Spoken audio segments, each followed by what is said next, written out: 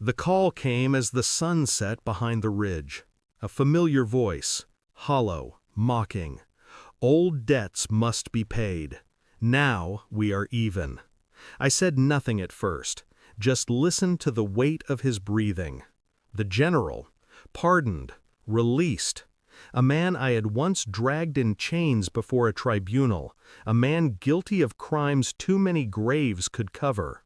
Now he was free, and my son was dead, killed in a hit-and-run by his car, driven by his hand. And he wanted me to know it. I laughed. It wasn't joy, it wasn't madness. It was the sound of a blade sharpening in the dark. The wiper isn't finished. I ended the call, went to the locker I hadn't opened in years. Steel greeted me like an old friend, cold, patient, eternal.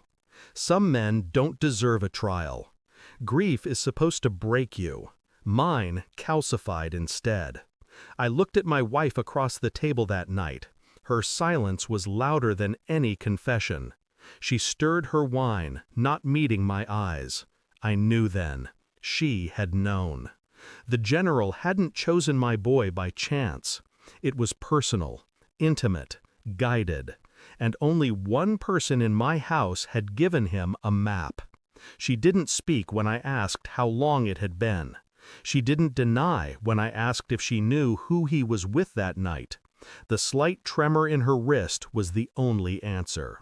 Betrayal doesn't scream, it whispers, and her silence was a scream I could never unhear. I began my work the way I always had. Not loud, not reckless. Patient, surgical. Phone logs, bank records, meetings buried under the veil of charity work. My wife wasn't careless, but no one hides from me forever. Every piece fit. The dinners, the calls from untraceable numbers, the money moved through shell accounts. Her lover's shadow stretched across my life even as I raised my son to believe the world could still be just. I never confronted her, not yet. Instead, I followed the general's trail.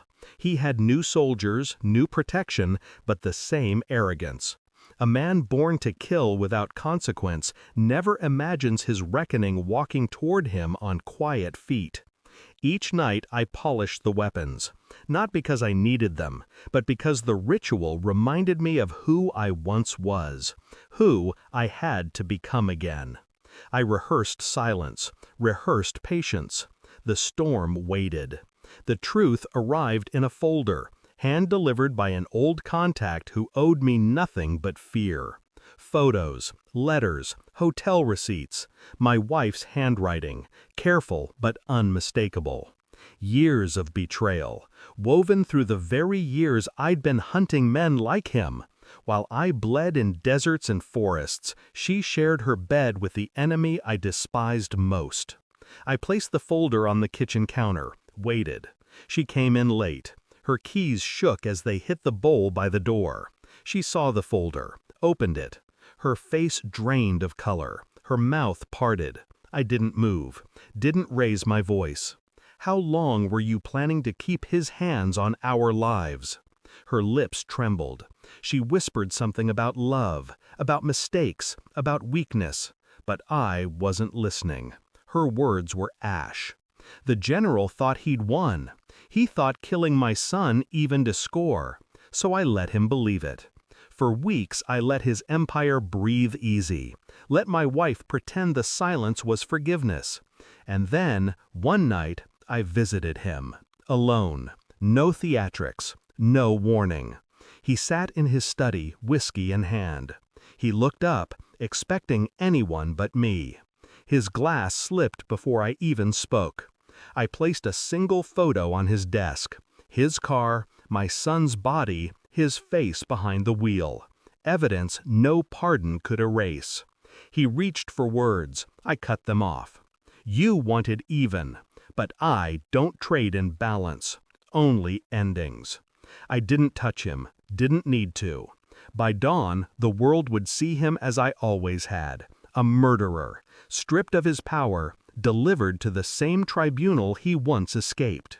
The difference this time, there would be no pardon. I left the city before the sirens rose, left my wife with her silence and her whine. She tried to call, I didn't answer. She tried to cry, I didn't listen. Some betrayals you bury with blood, others you bury with absence. I gave the general his reckoning.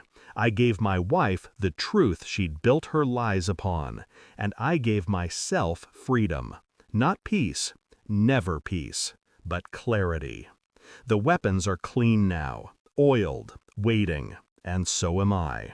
Because in this world, some debts don't get settled. They only wait for men like me to collect.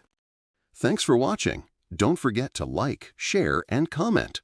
Subscribe now to Cheating Stories Insight World for more amazing stories.